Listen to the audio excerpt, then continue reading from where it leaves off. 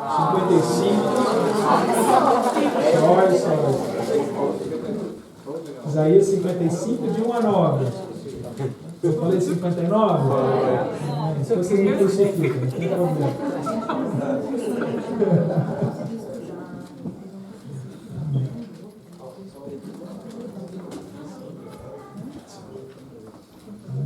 Então, Isaías 55, de 1 a 9. Me perdoe. Vós todos os que tendes sede, vinde às águas, e os que não tendes dinheiro, vinde, comprai e comei. Sim, vinde e comprai, sem dinheiro e sem preço, vinho e leite. Porque gastais o dinheiro naquilo que não é pão, e o produto do vosso trabalho naquilo que não pode satisfazer? Ouvi atentamente e comei o que é bom, e deleitai-vos com a gordura. Inclinai os vossos ouvidos e vinde a mim, ouvi, e a vossa alma viverá, porque convosco farei um pacto perpétuo, dando-vos as firmes beneficências prometidas a Davi. Eis que eu o dei como testemunho aos povos, como príncipe e governador dos povos. Eis que chamarás a uma nação que não conheces, e uma nação que nunca te conheceu, a ti conhecerá, por amor do Senhor teu Deus e do Santo de Israel, porque ele te glorificou. Buscai ao Senhor enquanto pode se achar, invocai enquanto está perto. Deixe o ímpio o seu caminho e o homem maligno os seus pensamentos. Volte-se ao Senhor, que se compadecerá dele, e para o nosso Deus, porque é generoso em perdoar. Porque os meus pensamentos não são os vossos pensamentos, nem os vossos caminhos os meus caminhos, diz o Senhor. Porque assim como o céu é mais alto do que a terra, assim são os meus caminhos mais altos do que os vossos caminhos, e os meus pensamentos mais altos que os vossos pensamentos. Pai, em nome de Jesus Cristo, neste momento agora nós nos rendemos a Ti, Senhor, e te pedimos que o Teu Espírito Santo de Deus tenha a liberdade de ministrar aos nossos corações, através da Tua palavra, Deus Pai. Que ela venha, Senhor, Pai querido, trazer transformação, que nesta manhã o Teu Espírito, Senhor, venha salvar, venha curar, venha libertar, em nome do Senhor Jesus, Senhor, nós clamamos, Senhor, para que a nossa vida seja edificada e transformada, consolada, Senhor, Pai querido, e toda honra, louvor e glória, Senhor, desta manhã, entregamos somente a Ti, Pai, em nome de Jesus Cristo. Amém. Amém.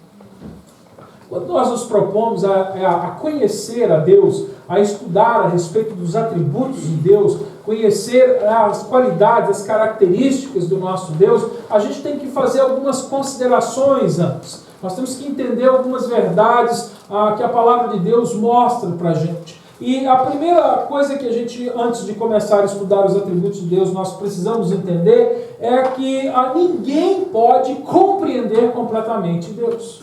Nós, como homens, nós estamos limitados. Nós podemos sim conhecer a Deus, mas ninguém pode conhecer Deus completamente. Nenhuma criatura pode conhecer tudo a respeito do seu Criador. A palavra de Deus diz que o nosso Deus é infinito. E nós, como seres finitos, nós, pessoas que tivemos um começo, somos incapazes de gerar na nossa mente o entendimento a respeito do infinito. A gente pode até ter uma ideia, nós podemos até fazer uma visualização de alguma coisa, mas na verdade é impossível que o homem conheça todas as coisas. É exatamente isso que essa passagem que a gente acabou de ler está dizendo, né?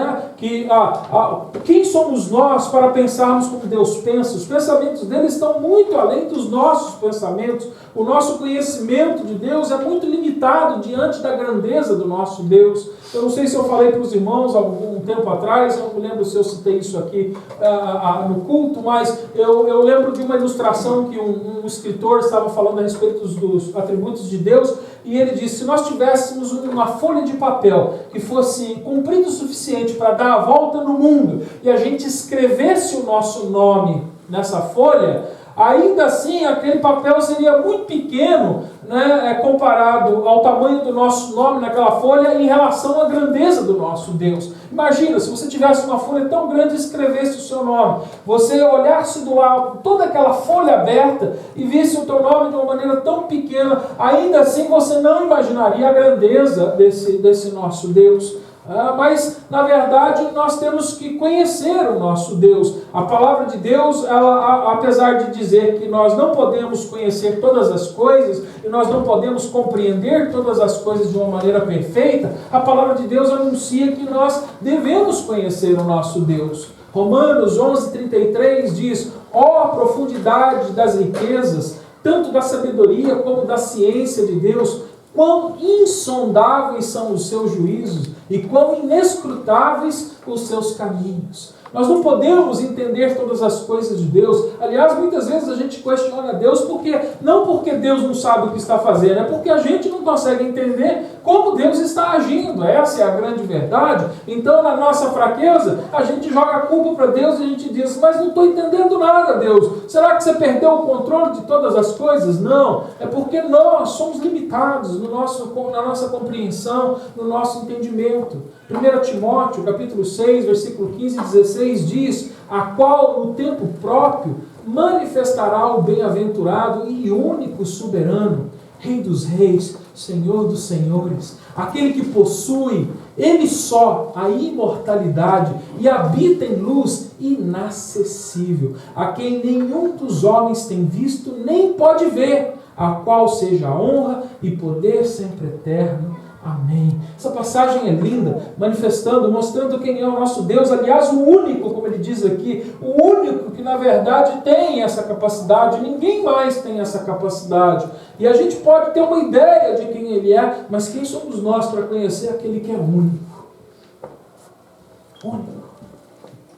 Ou seja, aquele que não há ninguém como ele, aquele que é incomparável. Aqui a gente canta, né? Incomparável. Como que é? Incomparável é essa. Como é que canta? Eu sou ruim de cantar, né? Quem canta aí? Ah lá, tá rindo de mim, né, Ney? Não, domingo que vem você vai pregar, você vai ver.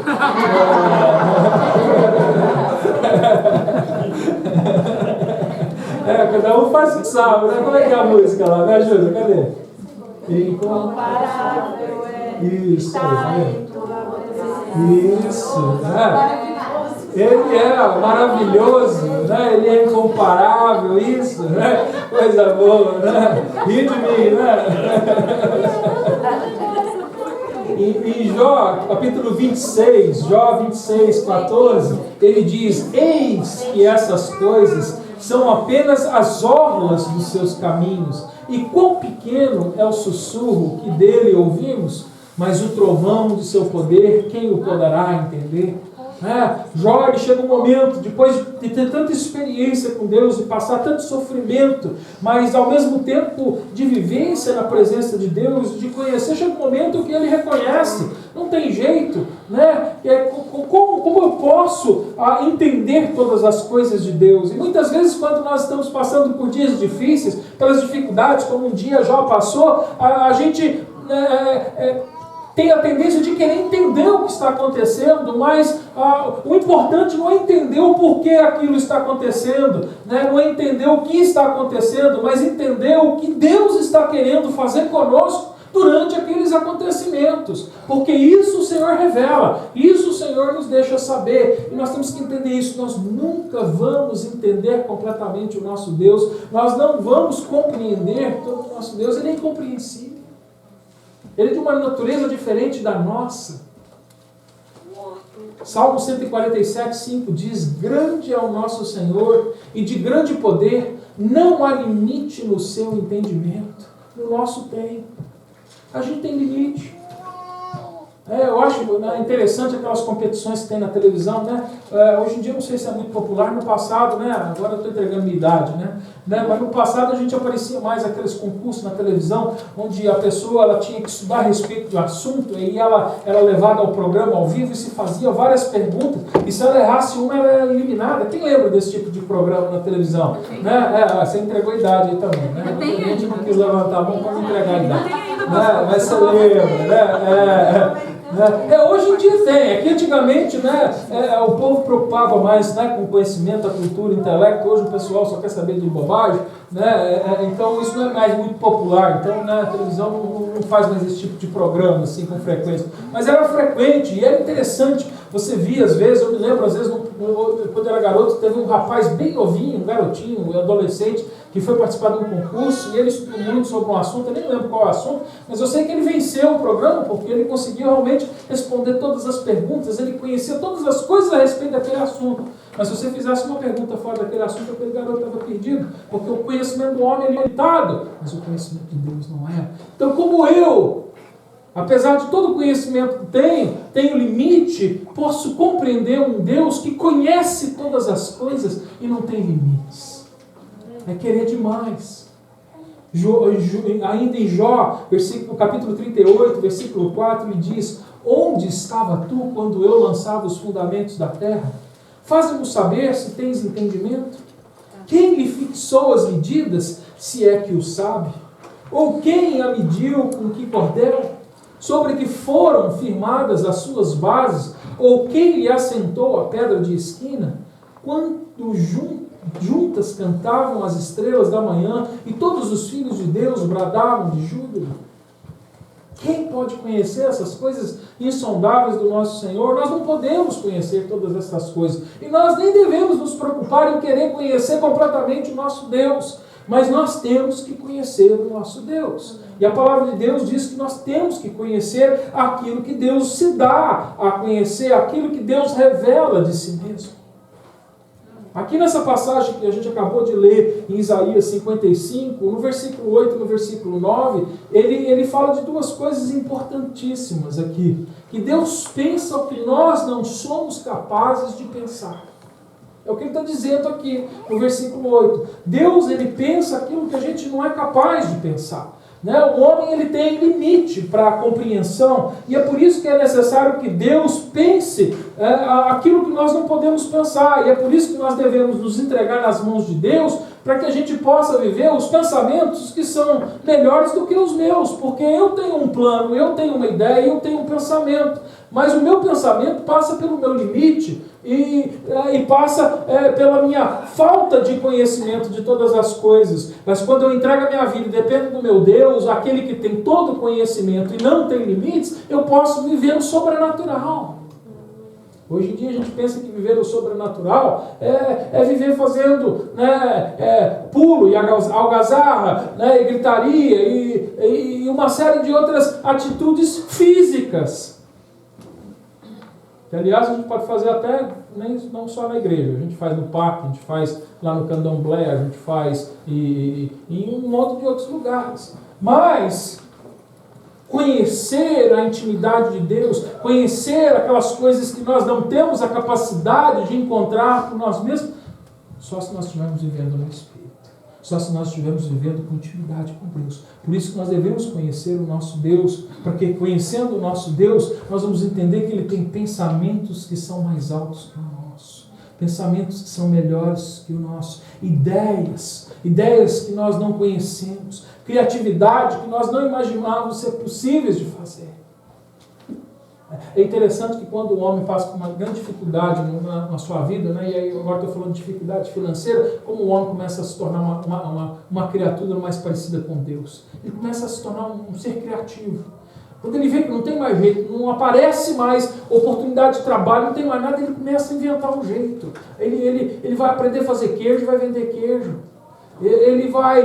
Não sei, quem já passou por isso aqui? Alguém já passou por uma situação assim, difícil na vida, que aonde já não tinha mais lugar e você teve que começar a buscar um outro caminho que você nunca imaginou para a sua vida e aprender coisa nova? Alguém já fez isso aqui? Deixa eu ver quem fez aqui. Eu fiz. Todo mundo? Não, eu acho que tem gente que ainda não passou por isso. Mas acontece, olha, e quando acontece uma situação da nossa vida, a gente se torna uma pessoa criativa. Eu gosto muito de fazer queijo. Eu nasci em São Paulo, mas fui criado em Minas, então meu coração é mineiro, e meu estômago também. Eu gosto de queijo. Eu gosto de queijo. E meu pai e minha mãe, quando eles se separaram, né, trouxe muita dificuldade para a nossa vida. E minha mãe cuidando de 3 filhos, né, separado do meu pai longe, vivendo, né, uma outra vida independente, longe da gente. Então minha mãe precisava prover e ela trabalhava, mas só o que ela fazia no trabalho não era suficiente. Então é isso, no momento da dificuldade a pessoa começa a se tornar criativa, e ela começou, né, a ver que ele falou: mineiro gosta de queijo, então vamos fazer o seguinte, vamos começar a vender queijo, né, e manteiga, não sei o que. E ela começou a comprar do outro e fazer, né, e vender, e revender, e ganhar mais algum trocado em cima daquilo para ajudar a sustentar a família. E eu comecei a ver aquilo do outro e falei: eu preciso ajudar minha mãe. E eu falei: sabe uma coisa? Ela compra o queijo, eu vou aprender a fazer o queijo. A região que eu morava lá tinha muito pasto, muita vaca. Eu morava na cidade, mas naquele tempo ainda tinha, né? Próximo da cidade, ainda muito pasto, muita vaca. Eu falei: eu vou comprar o leite barato e vou fazer o queijo. E eu comecei a pesquisar, a buscar, porque assim, Deus, quando a gente está no aperto, a gente começa a revelar aquilo que Deus nos deu. E Deus é um ser criador. E Ele disse que Ele nos fez a sua imagem e a sua semelhança. Então o que isso significa? Que Ele deu para a gente parte da sua criatividade. Ele revelou algo dele para nós. E nós devemos usar a nossa vida, nós devemos servir na nossa vida com aquelas características que Deus comunica com a gente. Porque naquilo que eu não sei fazer e não posso fazer, Deus entra e age. E olha, Deus realmente me abençoou. Eu nem era crente nessa época. Eu comecei a fazer os queijinhos, a gente começou a vender uns queijos, e vender o queijo já ia, aí não dependia da minha habilidade. Eu sabia fazer o queijo. A habilidade de vender o queijo era, né, outro assunto. Eu dependia daquele que conhece todas as coisas. E Deus nos sustentou, nos abençoou. Né? E a gente foi capaz de produzir e vender e ter o sustento. Me lembro, com 15 anos de idade, comprei meu primeiro carro. Não podia nem dirigir ainda, né? Mas já tinha carro. Por quê? Porque Deus me deu criatividade e eu me tornei uma pessoa produtiva. Porque Deus abençoa aquele que é produtivo nas suas mãos. E a gente precisa entender isso. Aqui a palavra diz isso: os pensamentos do homem são diferentes dos pensamentos de Deus. Então nós devemos nos colocar nas mãos dele, porque ele vai começar a dar a gente dos seus pensamentos, coisas que nós não conhecemos, e nós vamos passar a conhecer, porque ele também é um Deus que se revela. Ele é um Deus que se revela. Em Mateus 11, 27 e 30 ele diz: todas as coisas me foram entregues por meu Pai, e ninguém conhece plenamente o Filho, senão o Pai. E ninguém conhece plenamente o Pai, senão o Filho. Só que aí tem uma vírgula. E aquele a quem o Filho quiser revelar. Ou seja, nós podemos conhecer coisas que nós não conhecemos. Nós podemos aprender de Deus coisas que os homens não conhecem. Mas para que a gente possa fazer isso, nós precisamos estar em Jesus. Porque o Jesus tem o poder nas suas mãos de revelar aquilo que está no coração do Pai, aquilo que está no coração de Deus. Você está precisando dessa revelação, você está precisando de sabedoria. Vá a Deus, Ele é a fonte. Olha o que ele diz no versículo 28. Vinde a mim, todos os que estáis cansados e oprimidos, e eu vos aliviarei. Ele disse aqui: não, eu vou colocar mais fardo sobre a sua vida. Não. Mas é isso que o povo anda pregando nas igrejas hoje. Ó, meu filho, você está aí nessa situação difícil, você vai cuidado, porque ó, Deus vai pesar a mão, hein? Vai ficar pior. Ele vai ainda agora pisar em cima e esfregar o pé. Em outras palavras, é isso que o povo anda falando. Mas a palavra de Deus diz outra coisa. Se você estiver cansado, se você estiver oprimido, e você buscar Ele, o que Ele vai fazer é exatamente o oposto. Ele vai trazer para você o alívio. Olha que Ele diz: tomai sobre vós o meu jugo e aprendei de mim, que sou manso e humilde de coração, e achareis descanso para as vossas almas, porque o meu jugo é suave e o meu fardo é leve. Aqui nessa passagem tem 2 palavrinhas aqui que são chaves para que a gente possa, de fato, receber essa bênção de Deus. A primeira é a humildade, mansidão e humildade. Na verdade, essas 2 palavras aqui, elas são sinônimas nesse texto aqui. Elas estão falando da humildade de Cristo, da mansidão de Cristo. E se você aprender isso de Jesus, se você viver humildade na sua vida, você vai ter como consequência, outra palavrinha que ele usou aqui: achareis descanso. Quem vive de uma maneira humilde diante de Deus, reconhecendo os seus limites e reconhecendo a capacidade de Deus, a sabedoria de Deus, vai encontrar descanso. Vai encontrar descanso. Tem gente que anda com Deus, trabalha na obra de Deus, mas está cansada. Por quê? Porque muitas vezes a gente está fazendo todas essas coisas ainda na força do nosso braço, ainda segundo o nosso entendimento, e a gente não se rende. Isso cansa. A gente cansa, pesa.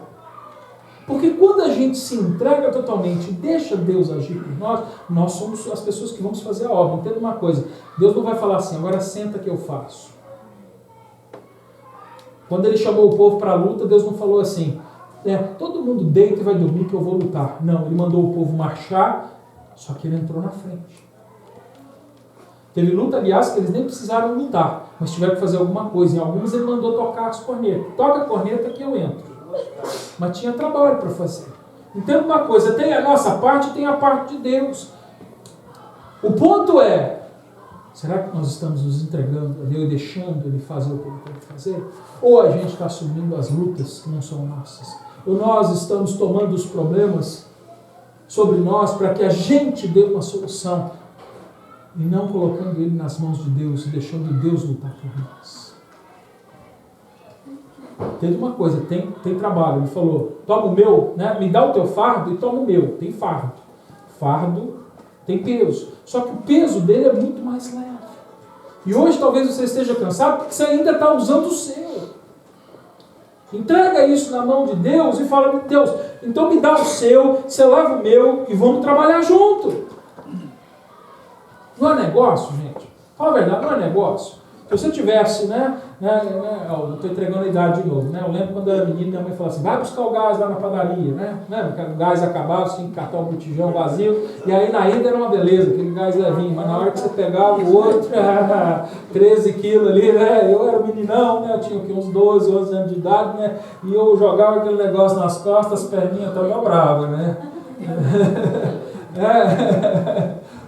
E muito crente está fazendo igual eu fazia quando era menino, né? Pegava aquilo que era mais leve e deixava lá e trazia o mais pesado. Você tem um encontro com Jesus e em vez de você deixar o pesado com ele e trazer o leve, você está fazendo o oposto. Você quer carregar agora a carga. Você carregava a carga da sua vida. Aí você se entrega para Jesus e aí você sabe que você tem que ter alguma responsabilidade com o reino de Deus, tem algumas coisas que você tem que fazer em relação à nova natureza, só que aí você não larga da carga antiga e ainda quer assumir a carga nova. O peso fica dobrado, você não dá conta. É por isso que tem muita gente sucumbindo ainda ao pecado, porque continua carregando a carga passada, a carga do pecado, a carga da vida passada, e não entrega nas mãos de Deus, e não toma a carga nova. Aí o crente fala assim, não, pastor, é difícil demais, obedecer a Jesus é difícil demais, andar na vontade de Deus é difícil demais para quem continua com a carga do pecado sobre as suas costas, para quem continua com a carga da vida velha sobre as costas. Porque se você entregar o seu fardo nas costas de Jesus, o fardo de obedecer a palavra de Deus é leve. Aliás, lá em 1 João, a palavra de Deus diz que é alegria para aquele que foi transformado por Jesus carregar esse fardo. Obedecer não causa dor, não causa tristeza, causa glória, alegria, desejo, vitória.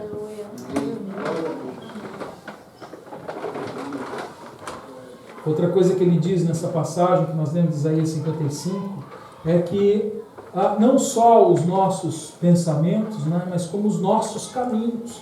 Os nossos caminhos não são como os caminhos do Senhor Jesus. Os caminhos dele são imagináveis. E aqui passa pelo fato de nós termos sido criados à imagem e à semelhança de Deus. Nós temos que entender isso. João 17,3 diz, e a vida eterna é esta, que te conheçam a ti como o único e verdadeiro Deus, e a Jesus Cristo, aquele que tu enviastes.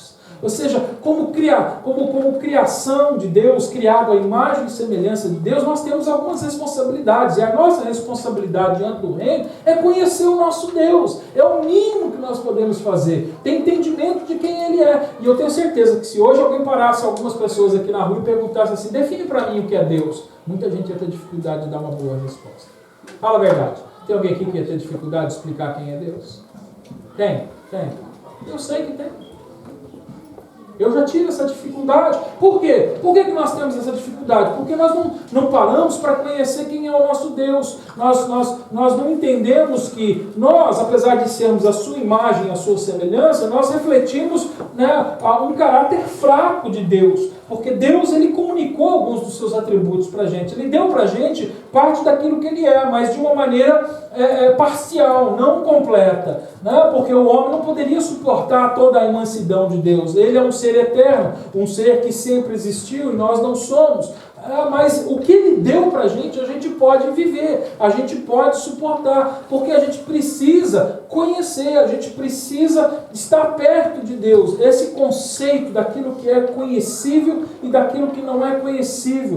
Para isso a gente tem que entender um outro ponto interessante da teologia bíblica, né? São duas palavras que às vezes a gente tem medo quando ouve. É a transcendência e a imanência de Cristo, né, de Deus, a imanência de Deus, a transcendência de Deus. O que significa transcendência e o que significa imanência? Então, para que a gente possa entender os atributos, a gente tem que entender essas verdades. A transcendência fala daquilo que está além, aquilo que vai mais alto do que todo o resto. E em relação a Deus, em relação à sua soberania. Deus é um Deus transcendente, ou seja, Ele está acima de toda a criação. Isso é um Deus transcendente. Um Deus que está acima de toda a criação. Apesar dele ter criado todas as coisas e se relacionar com a sua criação, ele está acima de todas as coisas. Ele não é comparável a nada que existe nessa terra. E talvez essa seja a nossa dificuldade de nós compreendermos a Deus, porque a gente aprende por comparação, né? A gente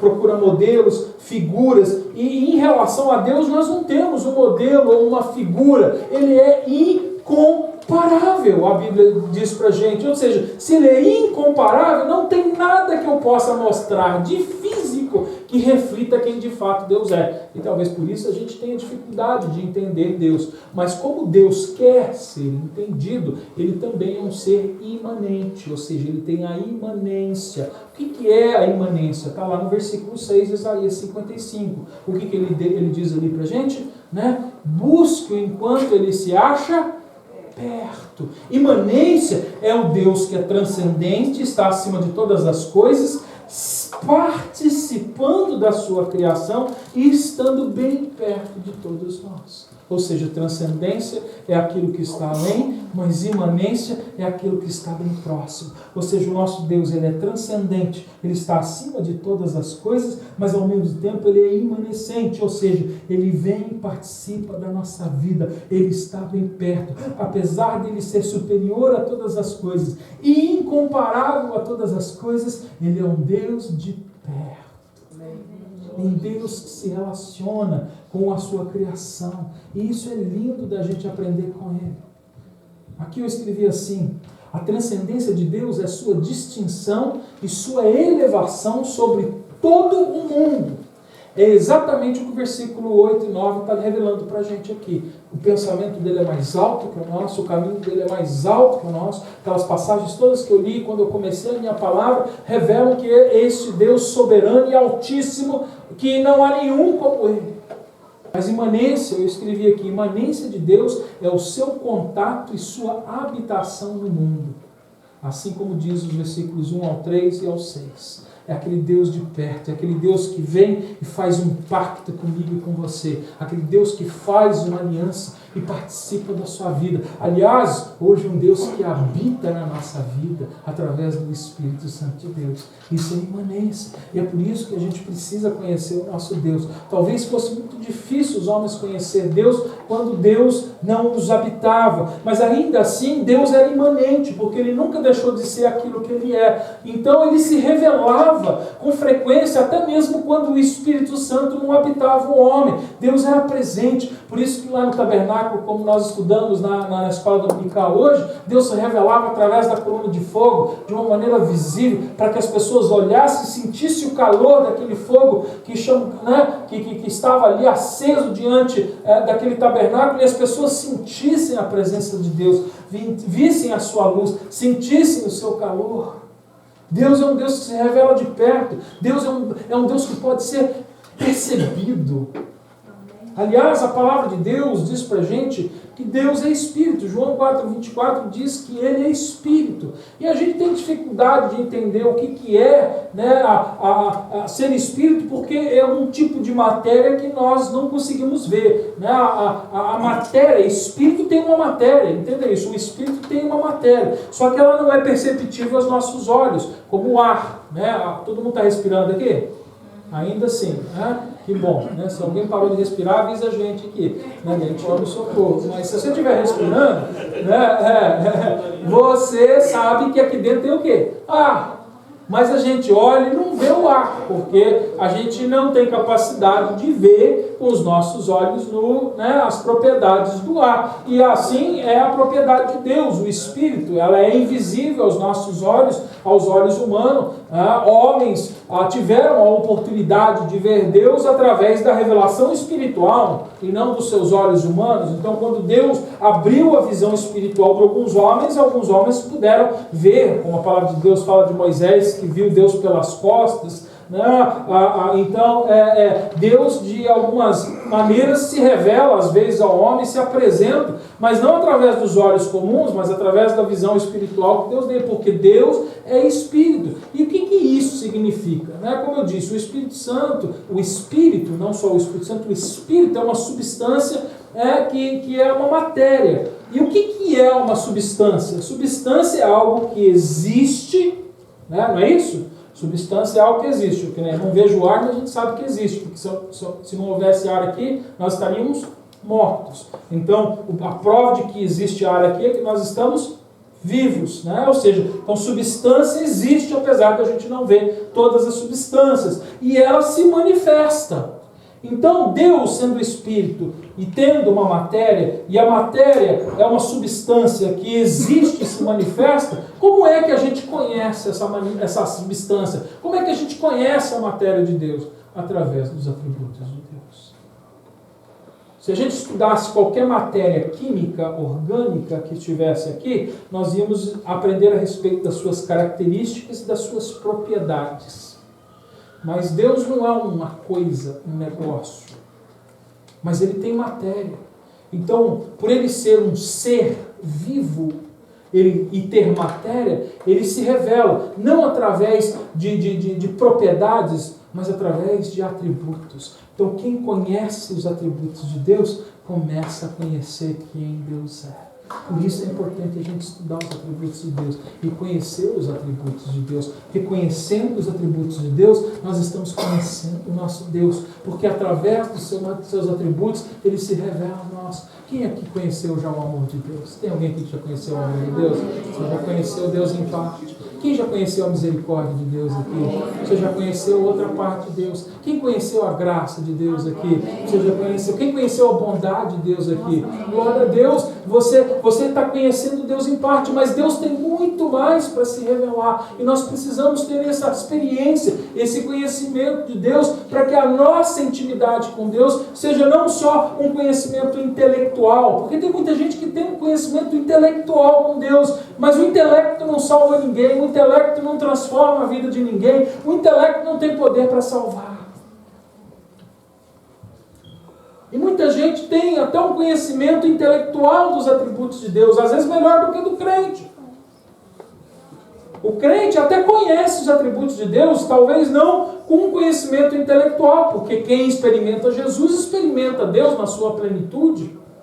Ou seja, nós experimentamos na nossa vida todos os atributos de Deus, mas nós temos que ter consciência desses atributos para que a gente desenvolva um relacionamento apropriado com Deus. Porque muitas vezes a gente está vivendo com Deus, mas nós não estamos num relacionamento apropriado com Deus. E quando a gente não está num relacionamento apropriado com Deus, como Ele prometeu ali no versículo 5, nós não vamos participar de todas as suas beneficências. Porque Deus é bom, e Ele tem bondade no seu coração, e Ele tem bênçãos, beneficências para distribuir para o seu povo.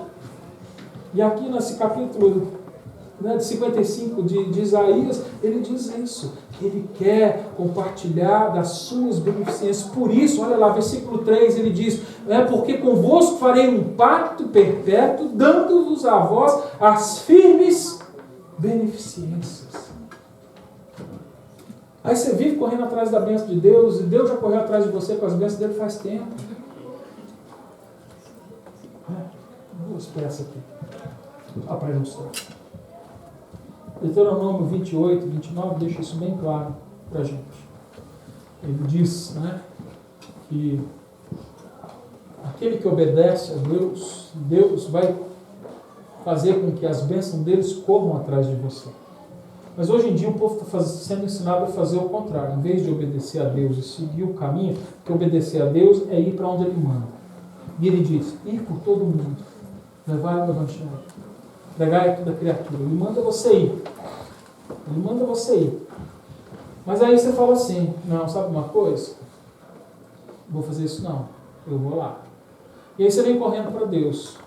Aí Deus, ele é transcendente, e Ele só pode manifestar a imanência dele se a gente estiver obedecendo Ele. Então quer dizer, se aproxima, Ele se afasta, se aproxima, Ele se afasta. Aí o povo anda correndo atrás da bênção e nunca alcança. Aí um dia essa pessoa realiza da imanência de Deus, entende que Deus está bem pertinho dele e fala assim, sabe uma coisa, eu não preciso ir atrás de Deus, Deus está comigo. E ele começa a fazer aquilo que Deus manda. Aí Deus fala assim, agora as minhas bênçãos vão te alcançar. Então, você entende uma coisa? Quanto mais eu cumpro o meu propósito, maior são as bênçãos que eu recebo de Deus. Maior a plenitude de Deus sobre a minha vida. Maior a presença dele na nossa vida. Quanto mais eu busco a bênção, mais longe eu fico dela.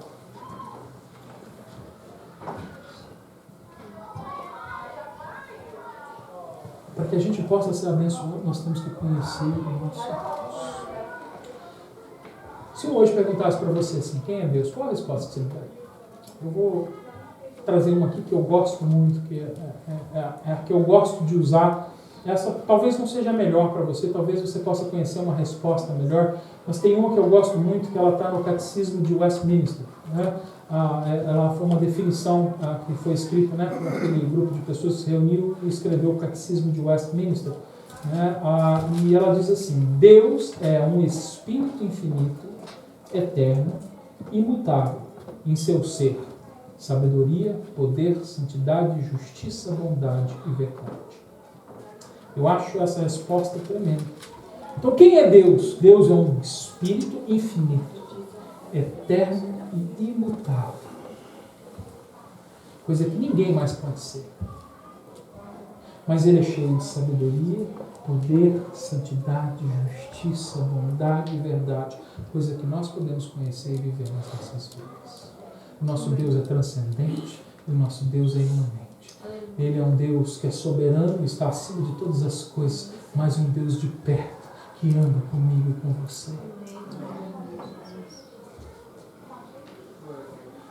Como essa revelação de quem Deus é se aplica nas nossas vidas? Você está falando, tá bem, pastor, já entendi que eu tenho que conhecer Deus, né? Que Deus, Ele quer que a gente o conheça, que apesar da gente ter que conhecer Ele, é impossível a gente conhecer completamente a Deus, nós entendemos a Deus, mas o porquê isso é importante? Como é que isso se aplica na nossa vida diária? Eu quero ler uma frase aqui que o Packer, J.I. Packer, ele escreveu. Ele diz assim, o que dá valor à vida é ter um grande objetivo, alguma coisa que prenda a nossa imaginação e conserve a nossa fidelidade. E isto o cristão tem como ninguém mais pode ter, pois haverá objetivo mais alto, mais exaltado e mais coercitivo do que conhecer a Deus. Pedro, nós somos chamados a conhecer a Deus e isso se reflete nas nossas vidas de uma maneira prática. Conhecer a Deus se reflete no nosso compromisso com Deus. Nós temos que ter compromisso com Jesus. Nós temos que ter compromisso com a obra de Deus. Nós temos que ter compromisso com o Deus da obra. Nós temos que ter compromisso com a igreja que Jesus estabeleceu. Tem que ter compromisso na nossa vida. E se algo revela que de fato nós conhecemos a Deus, é o nível de compromisso que nós temos com Deus e com a obra desse Deus. Você está dizendo ali que o nosso tempo está acabando, mas eu preciso um pouquinho mais. E vai ser rápido. Porque eu, quando me deparei com essa revelação e entendendo quem Deus é e entendendo que isso precisa se aplicar de uma maneira prática na minha vida para que eu viva isso diariamente, eu comecei a pensar quais são as razões que eu tenho, em que áreas da minha vida eu preciso ter compromisso. Olha, eu devo ter pelo menos feito uma lista de umas 25. Falei, não vai dar tempo nem de eu pregar no mês todo, toda essa lista de 25. Então eu falei assim, não vai ser prático eu ir item por item. Então eu comecei a procurar na palavra de Deus uma passagem que revelasse de uma forma generalizada áreas que englobassem todas essas pequenas áreas onde eu acredito que eu tenho que ter compromisso com Deus. Não é que se eu perguntasse aqui para os irmãos e falasse que compromisso você tem que ter com Deus, você ia me dizer, nós temos que ler a Bíblia, nós temos que orar, nós temos que amar o próximo, nós temos que ajudar os pobres, nós temos que buscar o Espírito Santo de Deus, nós temos que sermos usados nos dons que Ele nos deu, a gente tem uma série de coisas que nós podemos falar onde nós devemos mostrar compromisso com Deus. Mas tem uma passagem na Bíblia que está lá em João, capítulo 13, eu queria que você fosse comigo lá rapidamente, né? João 13, do versículo 31 ao 38, onde ali nessa passagem ele revela 3 áreas, né, que englobam todas estas áreas da nossa vida. Em João 13, 31, 38, ele diz assim, João 13, 31, 38, tende ele, pois, saído, disse Jesus, agora é glorificado o Filho do Homem, Deus é glorificado nele, se Deus é glorificado nele, também Deus o glorificará em si mesmo, e logo o há de glorificar. Filhinhos, ainda por pouco estou convosco, procurar-me-eis, e como eu disse aos judeus, também a vós digo agora, para onde eu vou, não podeis vir, e não podeis vós ir. Um novo mandamento vos dou, que vos ameis uns aos outros, assim como eu vos amei a vós, que também vós ameis uns aos outros. Nisto conhecerão todos os que sois meus discípulos, se tiverdes amor uns aos outros. Perguntou-lhe Simão Pedro, Senhor, para onde vais? Respondeu-lhe Jesus, para onde vou, não podeis agora seguir-me. Mais tarde, porém, me seguirás. Disse-lhe Pedro, por que não posso seguir-te agora? Por ti darei a minha vida. Respondeu Jesus, darás a tua vida por mim? Em verdade eu te digo, não cantará o galo até que me tenhas negado 3 vezes. A primeira coisa que eu vejo aqui que é uma área de compromisso nas nossas vidas é a preocupação com a glória de Deus, a glória que não acaba.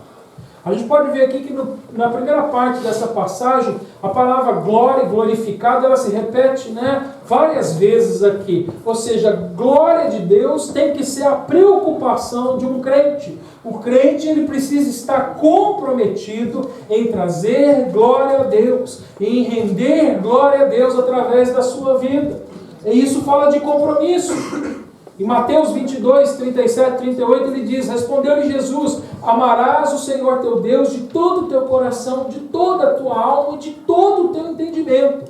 Este é o grande primeiro mandamento. O que esse mandamento quer dizer aqui, nessa passagem? O que isso tem a ver aqui com compromisso? Sabe o que Jesus estava falando aqui quando ele diz, amar de todo o teu coração, de toda a tua alma, de todo o entendimento? Ele está falando assim que nós temos que estar comprometidos com Deus com todas as fibras do nosso corpo. Não tem, é com tudo. Cada pedacinho da gente tem que estar comprometido com Deus, com a obra de Deus, com o amor no corpo de Cristo. Porque amar a Deus é estar comprometido com aquilo que Ele ama. Deus ama a sua criação e ama a sua obra. Olha para você ver hoje a nossa igreja. Só foi o vento soprar um pouco mais frio, um pouco mais forte. Hoje a gente não tem, acho que provavelmente a metade da igreja aqui. Eu não estou falando para a gente julgar os nossos irmãos que não vieram. Nós vamos orar por eles, abençoar. Mas a gente sabe, na nossa fraqueza e nosso pouco conhecimento de quem realmente Deus é, nós não estamos aplicando este conhecimento no compromisso que nós devemos ter com Deus. É só soprar um vento mais forte, é só ficar um dia mais difícil, é só alguém oferecer alguma coisa mais interessante e a gente deixa de cultuar Deus. Hoje ainda foi só o frio e o vento, mas se alguém tivesse prometido dar brincar para a turma, não aparecia ninguém na igreja hoje.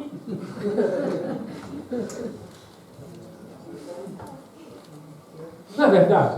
Verdade. Aí a gente fala, não, é verdade. Glória a Deus, nós temos que estar comprometidos com toda a nossa fibra, com todo o nosso corpo, com toda a nossa alma. Glória a Deus, aleluia! Até surgiu a notícia aí. Domingo, 10h30 da manhã, abrindo carta, todo mundo que vier para a fila. Acabou?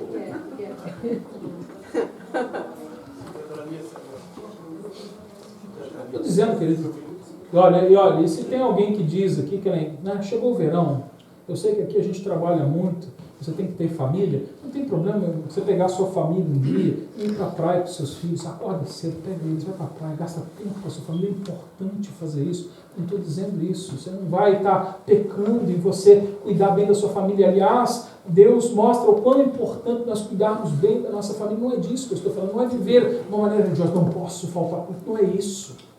Mas é a gente refletir o que é que tem sido mais importante na nossa vida.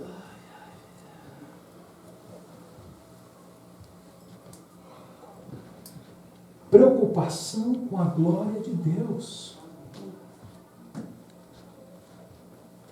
A segunda área que eu percebo aqui nessa passagem é o amor que não falha pelos filhos de Deus. Aqui ele fala deste amor de uns pelos outros. Esse amor aqui, a gente já falou a respeito desse amor, é um amor que não falha. O meu ponto aqui não é um amor, mas o meu ponto aqui é o compromisso que nós devemos que ter de amar. 1 Coríntios 9,17 diz, se pois o faço de vontade própria, tenho recompensa. Mas, se não é de vontade própria, estou apenas incumbido de uma mordomia. Tem um monte de gente que começa bem na igreja e começa a servir, né? É aquilo que eu falei. Aí ele, em vez de depender totalmente de Deus, ele começa a fazer na força do seu braço, daí um dia ele começa a ficar cansado. Aí ele chega para o pastor e fala, pastor, olha, eu sei, eu gosto de fazer, eu amo o que o Senhor me chamou para fazer, mas eu estou muito cansado, estou precisando do tempo, deixa eu sentar, deixa eu descansar. Eu acho que todo mundo tem que descansar, é verdade, todos nós temos que descansar, ter um tempo. Mas quem está fazendo na força do poder de Deus, não se cansa com o que está fazendo, encontra descanso e alegria naquilo que faz. Então é assim, né? Quem tem um hobby? Alguém tem hobby aqui? Né? Alguém tem hobby aqui? Eu tenho, né? Eu gosto de colecionar selo, né? E eu, quando às vezes estava meio estressado demais, sem cabeça, eu pegava meu selinho lá, mexia, limpava, virava de para lá para cá, essas bobeiras, eu descansava, relaxava, você tirava a cabeça das coisinhas, né? Porque o hobby é para isso, né? Só que, né, tá lá, tem acho que anos que tá lá guardado, né? Precisa ficar brigando comigo, né? Agora você não mexe com isso, dá um jeito nesse negócio, não deixa o meu negócio. É o teu dela. Cada um tem, né, uma maneira de descansar e tal. É assim, né? É o que a gente chama de hobby. Mas por quê? Eu faço aquilo e aquilo não me cansa. Por quê? Porque aquilo me descansa, me traz algum prazer. E hoje tem muito crente que vive com Deus cansado, sem nenhum prazer. Por quê? Porque ele não encontra alegria.